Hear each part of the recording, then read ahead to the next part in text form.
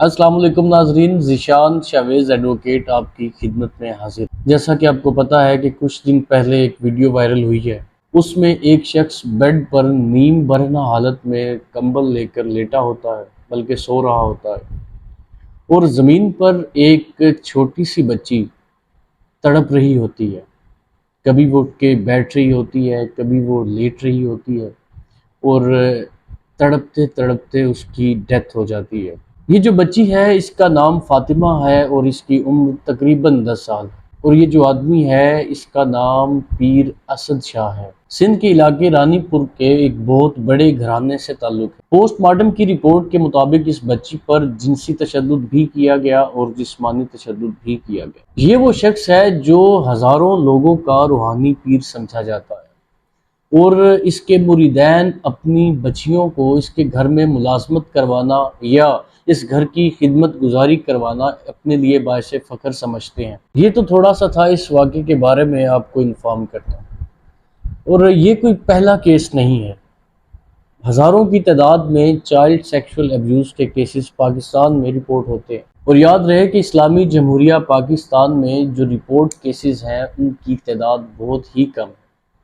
Almost 60 to 70% ایسے cases ہیں جو رپورٹ ہی نہیں ہوتے، یا تو ایسے کیسز کی تھانے میں کمپلینٹ ہی نہیں ہوتی، اور اگر ہوتی ہے تو پولیس کی ملی بھگت اور اثر و رسوخ کی وجہ سے کمپلیننٹ کو ڈرا دھمکا کر صلح کر لی جاتی ہے۔ اب میں آپ کو پاکستان کے چائلڈ سیکشول ایبیوز کیسز کی رپورٹس دکھاتا ہوں۔ سب سے پہلے تو ایکسپریس ٹریبیون ہے، اس کے مطابق ایک رپورٹ جس کا ٹائٹل تھا کروئل نمبرز، جو کہ ایک این جی او میں کام کرنے والے ہیں ساحل، انہوں نے کمپائل کی ہے، اور اس کے مطابق 4253 4253 cases of child sexual abuse reported in 2022۔ 2022 کے سال میں 4253 کیسز رپورٹ کیے گئے، ان میں جو ہیں 2325 گرلز ہیں اور 1928 بوائز۔ پھر ایک نیشن نیوز پیپر ہے، اس کے مطابق 108 children and 85 women were raped in July 2022۔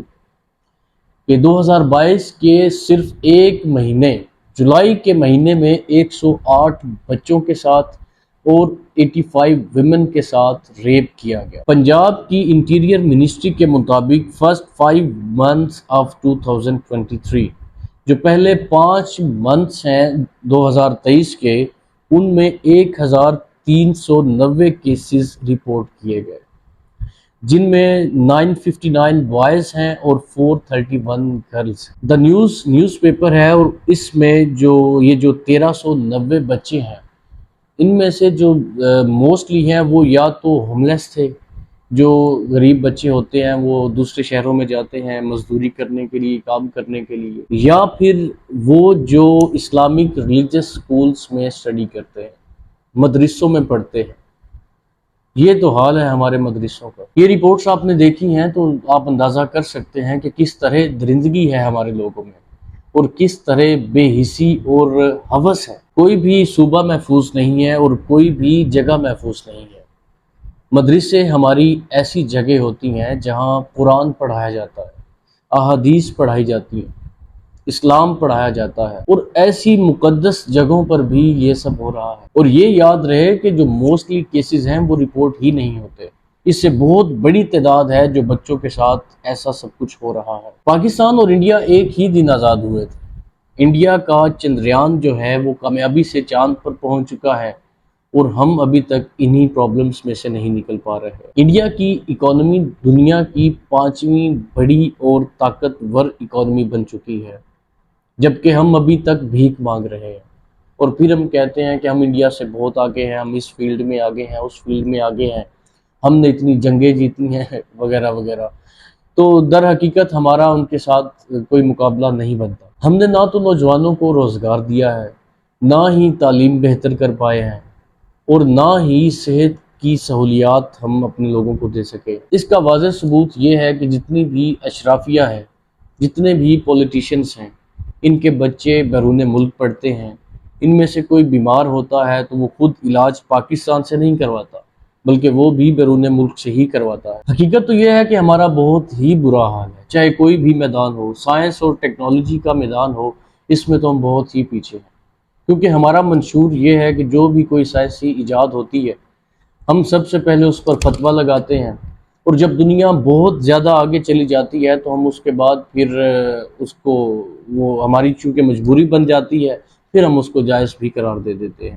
حقیقت تو یہ ہے کہ میرے پاس الفاظ ہی نہیں ہیں کچھ کہنے کو، جو ہمارے ملک کی صورتحال ہے، اور سب سے بڑھ کر یہ جو بچوں کے ساتھ ہو رہا ہے۔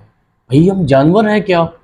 کوئی بھی نارمل شخص ایسے کیسا کر سکتا ہے؟ یہ جو جنسی تعلق ہوتا ہے یہ تو فیلنگز کی بنا پر ہوتا ہے، تو بچوں کے ساتھ مجھے نہیں سمجھ آتی یہ کیسے ذہنی مریض لوگوں کا معاشرہ ہے۔ جو عورتوں کے ریپس ہوتے ہیں اس کا لاجک تو ہم یہ دیتے ہیں کہ یہ جی لباس ایسے پہنتی ہیں، مردوں کو سیڈیوس کرتی ہیں، تو اس وجہ سے یہ تو نہیں ہوتا ہے۔ تو مجھے یہ بتاؤ کہ بچوں سے کیسے سیڈیوس ہو جاتے ہو؟ بچے کیسا لباس پہنتے ہیں؟ ارے وہ ننھی کلیاں، ننھے پھول، شرم حیا ہی نہیں ہے۔ کہنے کو تو یہ اسلامی جمہوریہ پاکستان ہے، مسلمان معاشرہ ہے، لیکن ہمارا کوئی بھی کام اسلام کے مطابق نہیں ہے۔ ہم مہنگائی کے خلاف نکل پڑتے ہیں، بل زیادہ آ جائیں تو باہر نکل پڑتے ہیں، لیکن ایسے ایشوز پہ جو سوشل ایولز ہیں، سوشل ایشوز ہیں، ان پر کوئی بات ہی نہیں کرتا۔ جتنی بھی باتیں کریں، جتنا بھی بولیں اس پر، وہ میرے خیال سے بے سود ہے جب تک حکومت کوئی بڑا سٹیپ نہیں لیتی۔ لوگوں میں بھی شعور ہونا چاہیے، لوگوں میں اویئرنس ہونی چاہیے، جو پیرنٹس ہیں ان کی اپنے بچوں پر نظر ہونی چاہیے، انہیں آبزرو کرنا چاہیے، اس کے بعد وہ کہاں بھیج رہے ہیں ان اداروں پر بھی نظر ہونی چاہیے، پھر جو حکومت ہے اس کو بھی سٹیپس لینے چاہیے۔ تو ایسے جو کیسز ہیں ان میں سزا بھی چونکہ موجود ہے، سزا بھی ہونی چاہیے۔ یہ جو صلح ہو جاتی ہے، دباؤ ڈال کر راضی نامے ہو جاتے ہیں، ایسا نہیں ہونا چاہیے۔ تو یہ جو ہم اخلاقی گراوٹ کا شکار ہیں، اخلاقی پستگی کا شکار ہیں، اس کے لیے بھی ہمیں خود کو جدید کرنا پڑے گا۔ ہمیں جو ایجوکیشن ہے اس کی طرف آنا چاہیے، ٹیکنالوجی کی طرف آنا چاہیے، تو کچھ جو تعمیری کام ہیں ان میں حصہ لینا چاہیے۔ تو میری یہ دعا ہے کہ اللہ پاک ہم سب کو ہدایت دے، اور جو ایسا کبھی فیل کرتے ہیں ان کو سخت سے سخت سزا بھی دینی چاہیے۔